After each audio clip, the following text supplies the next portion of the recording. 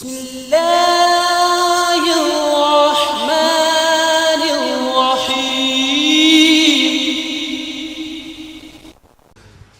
sir, my name is Sarma Kisan and I am a student.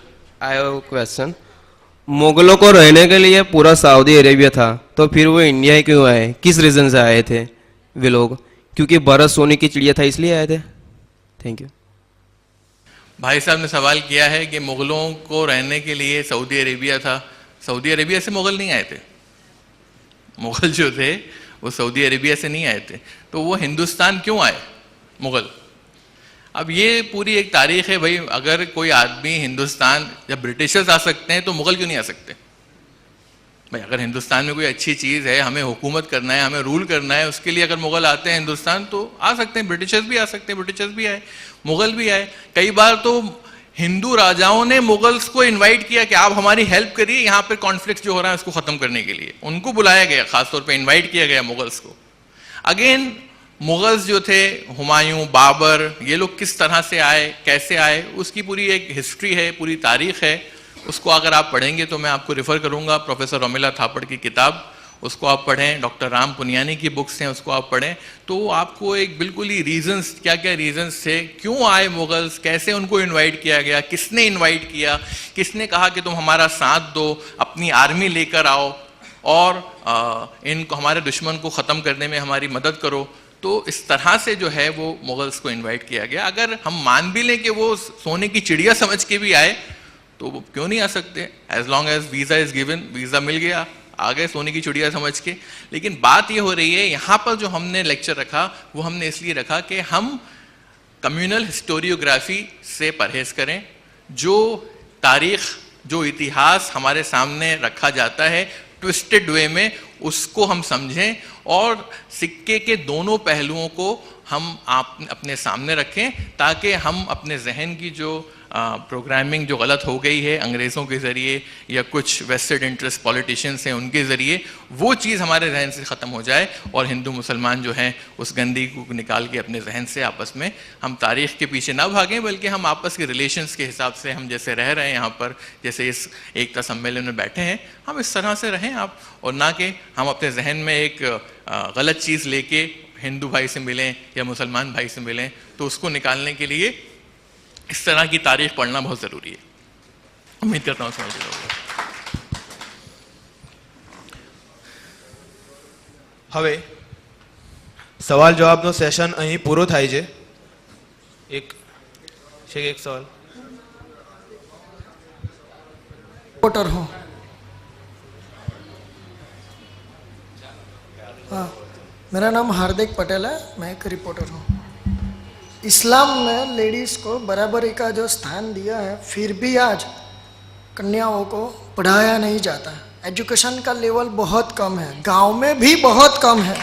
तो आप ये जो एजुकेशन है, जो लड़कियों को आगे आना चाहिए, उनको एजुकेशन बेटर मिले, इसके लिए आपकी ये संस्था आने वाले टाइम में क्या करने वाली है, और ऐसा सम्मेलन फिर कब होगा जो ऐसे मुद्दों को लेके हो? थैंक्स। हेलो हेलो शेख, एक मिनिट। હું મારા બધા સાથી મિત્રોથી માફી ચાહું છું, પરંતુ આ ભાઈએ જે સવાલ કર્યો છે એ આ સેશનનો આખરી સવાલ રહેશે, કારણ કે આપણો ટાઈમ ફક્ત 1 વાગ્યા સુધીનો હોય, તો અહીંયા બહુ જ ટાઈમ ઓવર થઈ ગયો છે, માટે દરેક સાથી મિત્રોથી અમે માફી ચાહીએ છીએ। शेख आप आंसर दे सकते हैं इसका?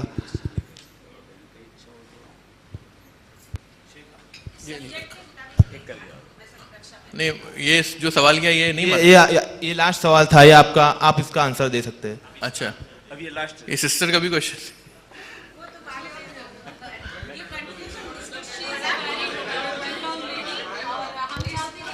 क्या नाम है आपका? रक्षा बहन। हाँ, आपका भी लेंगे सवाल इंशाल्लाह, ले लें। आपका भी बहन, आपका भी सवाल इंशाल्लाह ले लेंगे। पहले इनका ले लें, एक बार इनका जवाब दे दूं मैं, फिर भूल जाऊंगा मैं इंसान हूं, गॉड नहीं हूं। इंसान जो लफ्ज आता है वो निस्या से आता है, मतलब जिसका माना होता है वन हु फॉरगेट्स, जो भूल जाता है। इंसान का माना ही है भूलने वाला है, समझे ना? तो इसीलिए उसको बार बार याद दिलाना पड़ता है, अरे एक ही गॉड की इबादत करना है तुम्हें, अरे वहीं जहां से आए हो वहीं जाना है तुमको लौट कर। तो हमें याद दिलाने की बहुत ज़रूरत है हम लोगों को, इसलिए हम भूल जाते हैं। तो इसलिए एक टाइम पर एक ही सवाल, भाई साहब ने सवाल किया कि मुस्लिम्स लेडीज़ जो हैं वो पढ़ी लिखी नहीं हैं, एजुकेशन में पीछे हैं। पहली बात तो मैं आपको ये बता दूं कि मुस्लिम्स जो हैं वो सिर्फ इंडिया में नहीं रहते। मुस्लिम्स जो हैं, there are more than 56 Islamic countries, 56 से भी ज़्यादा कंट्रीज हैं जहाँ पर मुस्लिम मेजॉरिटी में रहते हैं, मेजॉरिटी में हैं। और वहाँ पर जो है लेडीज़ भी पढ़ती हैं, सब पढ़ते हैं, और एजुकेशन लेवल है, एक अलग स्टैंडर्ड है उसका। जहाँ तक हिंदुस्तान की बात है तो टाइम्स ऑफ इंडिया में एक आर्टिकल आया था जिसमें उन्होंने बताया कि जो परसेंटेज है हिंदुओं का और मुसलमानों का हिंदुस्तान में, तो लेडीज़ के अंदर जो एजुकेशन का जो परसेंटेज है वो मुसलमानों में ज़्यादा था बनिस्बत हिंदुओं के। This is the article which came in Times of India कि depending on the quantity of Muslims and Hindus staying in India, if you analyse, तो लेडीज का जो परसेंटेज था, मुस्लिम्स का जो परसेंटेज था, वो हिंदुओं से ज्यादा था बनिस्बत, मुसलमानों का जो था परसेंटेज वो ज्यादा था एजुकेशन का, लिटरेसी लेवल। और ये चीज आप देख सकते हैं राज्यों में अलग अलग। अगर आप केरला जाएंगे, केरला का लिटरेसी लेवल जो है वो 95% से भी ज्यादा है। तो वाई, वहां पे क्यों है ऐसा? भाई मुसलमान तो वहाँ अच्छी खासी तादाद के अंदर रहते हैं, लेकिन फिर भी तो वो स्टेट के ऊपर भी डिपेंड करता है, स्टेट पॉलिसीज पे भी डिपेंड करता है ये सारी चीज़ें। अलग अलग राज्यों में अलग अलग रूल्स भी हैं। अगर आप मध्य प्रदेश, छत्तीसगढ़ में जाएंगे तो वहाँ पर गांव जो हैं इतने ज़्यादा हैं और आदिवासी लोग इतने ज़्यादा हैं कि जो शहर अर्बन पॉपुलेशन है वो इतनी नहीं है। छत्तीसगढ़ के तरफ आप जाएंगे, नक्सलवादी हैं और ये सब सारे लोग हैं, तो यहाँ पर एजुकेशन इतनी अच्छे से नहीं फैली। तो मुसलमान भी उसमें सफ़र कर रहे हैं। जहाँ तक तालीम की बात है, एजुकेशन की बात है, तो पहली रेवलेशन जो नबी करीम सल्लल्लाहु अलैहि वसल्लम के पास आई वो नमाज पढ़ने की नहीं थी, वो रोज़ा रखने की नहीं थी, बल्कि वो थी इक़रा, पढ़ो।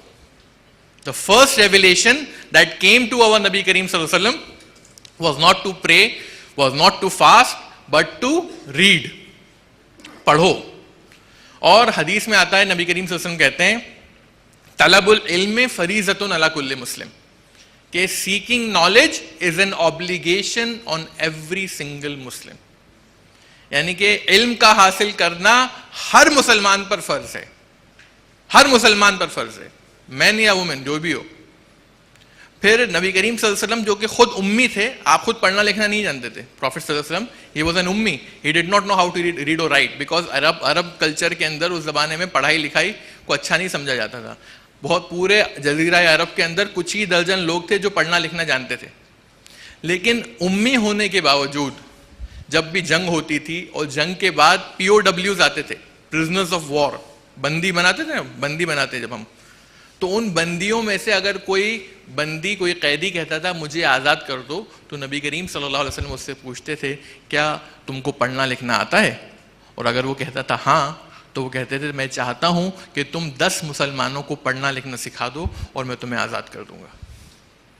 You teach 10 Muslims reading and writing and that will be your way of freedom out. तो बीइंग एन उम्मी, ये आदमी जो है, जो खुद उम्मी है, खुद पढ़ना लिखना नहीं जानता, और जिसको वो आज़ाद कर रहा है वो उससे जंग कर रहा था, उससे लड़ रहा था, और वो कह रहा है मुझे आज़ाद कर दो। वो आदमी आज़ाद होकर दोबारा अटैक कर सकता है, दोबारा हमला कर सकता है, लेकिन उसके बावजूद भी नबी करीम सल्लल्लाहु अलैहि वसल्लम वो रिस्क लेने को तैयार थे, और उन्होंने कहा ठीक है तुम 10 मुसलमानों को सिर्फ पढ़ना लिखना सिखा दो और मैं तुम्हें आज़ाद कर दूंगा। तो ये एजुकेशन का मयार है इस्लाम के अंदर। अगर कोई मुसलमान अपनी बेटी को या अपनी बहन को एजुकेशन से रोकता है और उसको एजुकेशन नहीं हासिल करने देता, तो ये मुसलमान जो है वो प्रैक्टिसिंग मुस्लिम नहीं है उस मामले के अंदर। He is not a practising Muslim, वो इस्लाम प्रैक्टिस नहीं कर रहा अगर वो अपनी बेटी या बहन को एजुकेशन हासिल करने से रोक रहा है। तो अगर उसको इस्लाम फॉलो करना है तो ही has to give education to each and every kid, चाहे वो मर्द हो, औरत हो, बेटा हो, बेटी हो, और उस बेटे बेटी के लिए भी फर्ज है, क्योंकि नबी करीम सल्लल्लाहु अलैहि वसल्लम ने कहा तलबुल इल्म फरीज़तुन अला कुल्लि मुस्लिम, के seeking knowledge is an obligation on every single Muslim. तो जहाँ तक हिंदुस्तान की बात है, तो हिंदुस्तान में सिर्फ और सिर्फ मुसलमानों के अंदर ही नहीं बल्कि नॉन मुस्लिम गर्ल्स जो हैं उनके अंदर भी एजुकेशन की कमी है। और कई हमारे पिछड़े इलाकों के अंदर ये चीज़ बहुत आम है और वो पढ़ते लिखते नहीं है ज़्यादा एजुकेशन। और ये चीज़ तो हमारी गुजराती कम्युनिटी में भी आप देख लीजिए कि वो एजुकेशन के मामले में कोई MA और PhD करता हुआ नहीं मिलेगा आपको गुजरात के अंदर। वो बहुत जल्दी धंधे में लग जाते हैं, कारोबारी लोग हैं, उनको बस वो 12th कर लिया या बहुत से बहुत ग्रेजुएशन कर ली और उसके बाद वो कारोबार में लग जाते हैं। तो ये एक अलग अलग कल्चर है अपनी अपनी जगह का। और इसी तरह यहाँ पर क्योंकि कारोबार की तरफ ज़्यादा ध्यान है, बिजनेस माइंडेड लोग हैं, वो जल्दी जल्दी अपने बच्चे को चाहते हैं कि वो गद्दी संभाल ले मेरी, और इस तरह से वो एजुकेशन जो है वो देते हैं, कम देते हैं, ज़्यादा नहीं दे पाते। और अलग अलग कम्युनिटीज़ जो हैं उनके अलग अलग कल्चर्स हैं, लेकिन जो कल्चर इस्लाम से अगर टकरा रहा है तो वो कल्चर हमें फॉलो नहीं करना। आपका अगर कल्चर ये है कि आप ज़्यादा पढ़ाते लिखाते नहीं हैं, बल्कि औरतों को पढ़ाते ही नहीं हैं आप, ये अगर आपका कल्चर है तो ये कल्चर इस्लाम से टकरा रहा है, ये कल्चर को आप फॉलो नहीं कर सकते। तो हर जगह का अलग कल्चर होने की वजह से जो है एजुकेशन के अंदर हम देखते हैं, चाहे वो मुसलमान हो या गैर मुस्लिम हो, कोई भी हो, उनके यहाँ आप देखेंगे कि वो कल्चर की वजह से जो उनका बाप दादा करते आए वो कर रहे हैं और इसी थर्रे पे चल रहे हैं, और वो ना एजुकेशन खुद हासिल करते ना अपने बच्चों को हासिल कराते।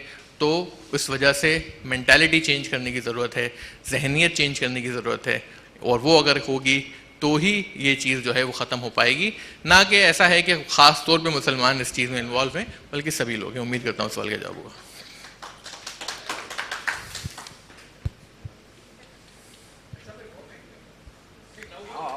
बोलो वांधो ने आओ।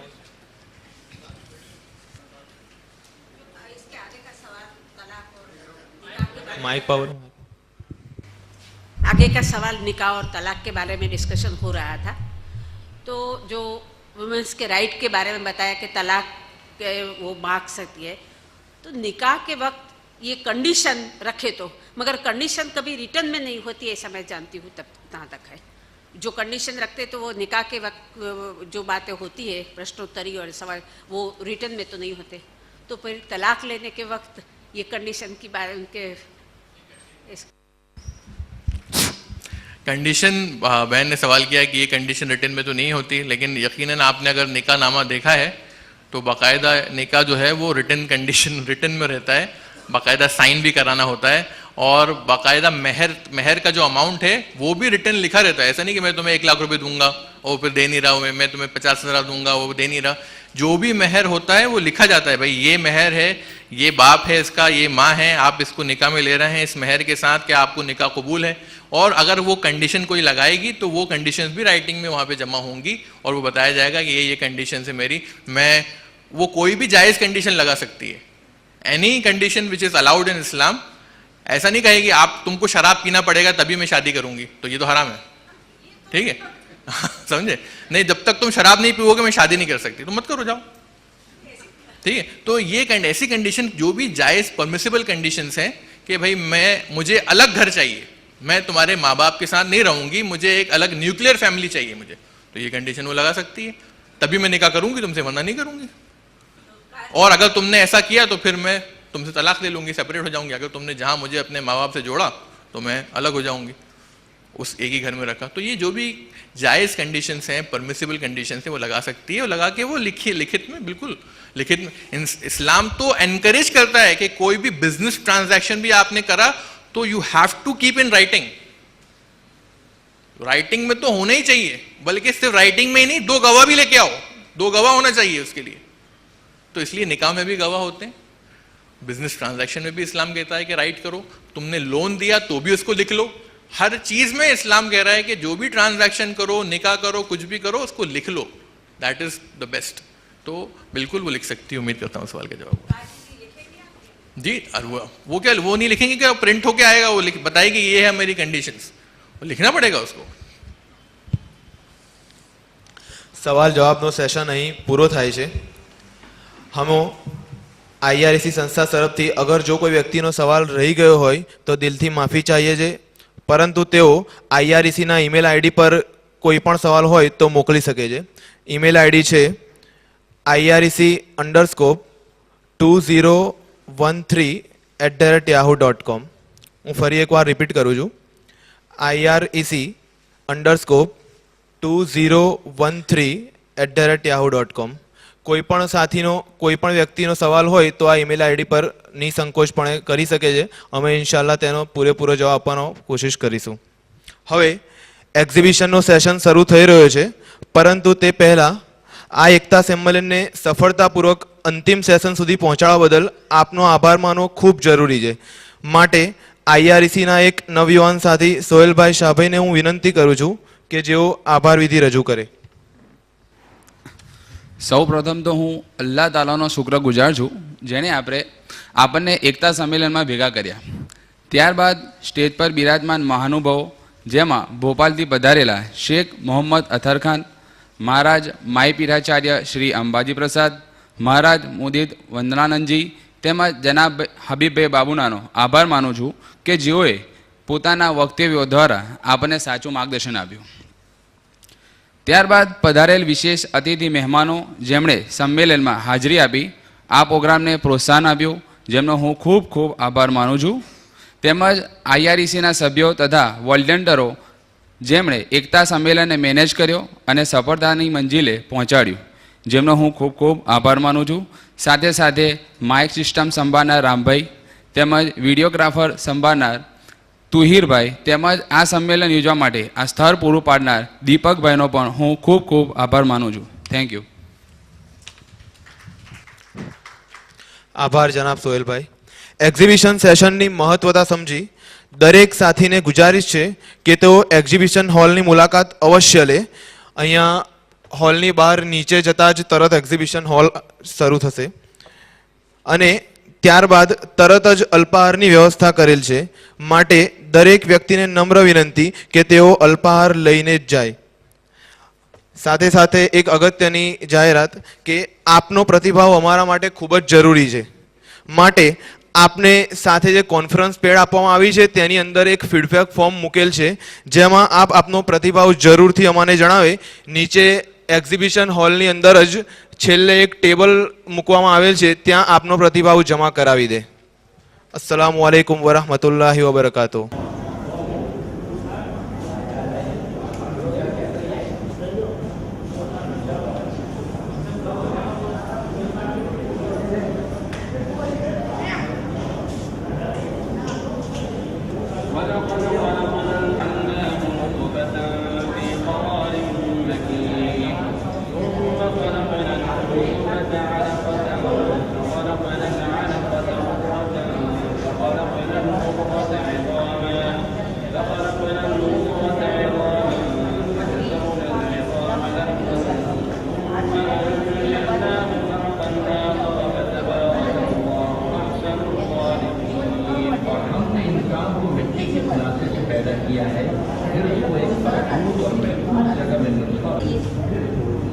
આપણા જીવન અને મૃત્યુનો એક અંદાજ છે. હકીકતમાં અલ્લાહ તાલા કોઈ પણ વ્યક્તિની ગજાવાની પરીક્ષા લેતો નથી. કોઈ પણ માણસને હક નથી કે તે કુદરતની વ્યવસ્થામાં દખલ કરે. કુરાની સોની શક્તિ હાથમાં કરી તેની હાથમાં ધકેલી દેવામાં આવશે.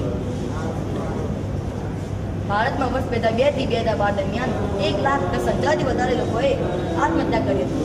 વર્ષ 2012માં દુનિયામાં સૌથી વધારે આત્મહત્યા ભારતમાં કરવામાં આવી હતી. આત્મહત્યાના મુખ્ય કારણો કૌટુંબિક સમસ્યાઓ, લાંબી માંદગી, આર્થિક સંકટામણ અને બેરોજગારી છે. આત્મહત્યા તે કોઈ મુશ્કેલીનો ઉપાય તો નથી જ, પણ બીજા ઉપાયનો રસ્તો પર બંધ કરી દે છે. વ્યક્તિ જીવન ટૂંકાવવા જેટલી હિંમત દાખવે છે તેટલી જ હિંમત જો તે મુશ્કેલીનો સામનો કરવામાં દાખવે તો સરળતાથી મુશ્કેલીમાંથી બહાર આવી શકે છે.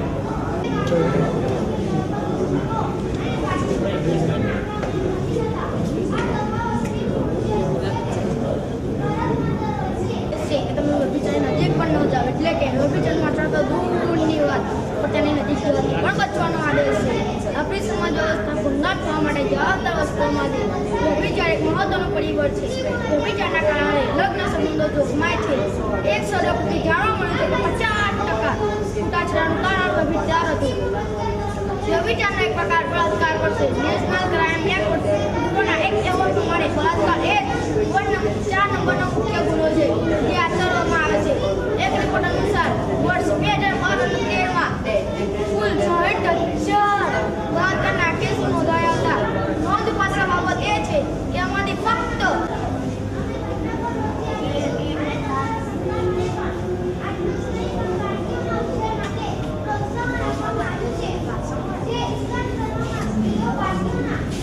સમાજમાં અનાથો સાથે જે ગેરવર્તન અને અપમાન થાય છે તેમને તુચ્છ અને નીચા ગણવામાં આવે છે. તેની વેદના તો બસ એક અનાથ જ અનુભવે છે. ઇસ્લામ આવા અનાથોને ઇજ્જત આપે છે, તેમને હુકમ આપે છે, તેમના પર જુલ્મ કરવાથી રોકે છે. ઇસ્લામના આખરી પૈગંબર મોહમ્મદ સલ્લલ્લાહુ અલૈહિ વસલ્લમે ફરમાવ્યું કે અનાથો અને મઝલૂમની બદદુઆઓથી બચો, કારણ કે તેમની બદદુઆ રાતોરાત અલ્લાહની બારગાહમાં પહોંચી જાય છે. તો આપણે પણ આવા અનાથો સાથે સારું વર્તન કરવું જોઈએ, અગર તેઓ ખાવા પીવાના તમામ લોકોને આપે.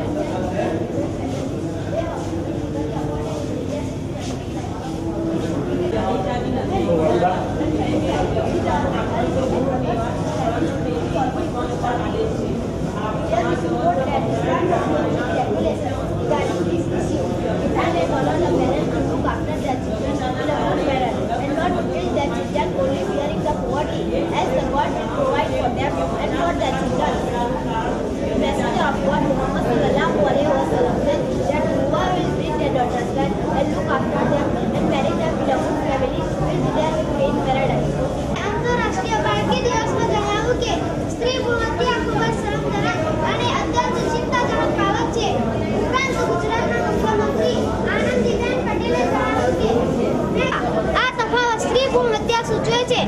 ભારતમાં દર વર્ષે 1 લાખ ભ્રૂણ હત્યા માત્ર એટલા માટે કરવામાં આવે છે તે સ્ત્રી ભ્રૂણ હોય છે. અભ્યાસમાં જાણવા મળ્યું કે 1990 થી 2001 સુધી ભારતમાં 1 કરોડ ભ્રૂણ હત્યા થઈ છે. આ આંકડા 21મી સદીના શિક્ષિત સમાજની વળવી વાસ્તવિકતા દર્શાવે છે. સ્ત્રી ભ્રૂણ હત્યાનું મુખ્ય કારણ આપણી માનસિકતા અને સામાજિક દૂષણ છે. આપણા સમાજના દહેજ જેવા દૂષણના કારણે લોકો સ્ત્રી ભ્રૂણ હત્યા તરફ વળ્યા છે. સ્ત્રી ભ્રૂણ હત્યાને રોકવા માટે સરકાર પ્રયત્નશીલ છે, પરંતુ જ્યાં સુધી સામાજિક સ્તરે જાગૃતિ નહીં આવે ત્યાં સુધી સ્ત્રી ભ્રૂણ હત્યા વધતી જશે. અહીં એક વાત ચોક્કસપણે ધ્યાનમાં લેવી જોઈએ કે ઇસ્લામ ધર્મ આ મુદ્દે ઉચ્ચ ધોરણોનું પાલન કરાવે છે. કુરાનમાં કહેવામાં આવ્યું છે કે તમે તમારા સંતાનોને નિધનતાના ભયથી હત્યા ન કરો. અમે તમને પણ રોજી આપીશું અને તમારા સંતાનોને પણ. આટલું જ નહીં પણ બાળકીઓના ઉછેર માટે પ્રોત્સાહન આપવામાં આવ્યું છે. જે ઇસ્લામ ધર્મમાં સ્ત્રીઓ બાળકીઓના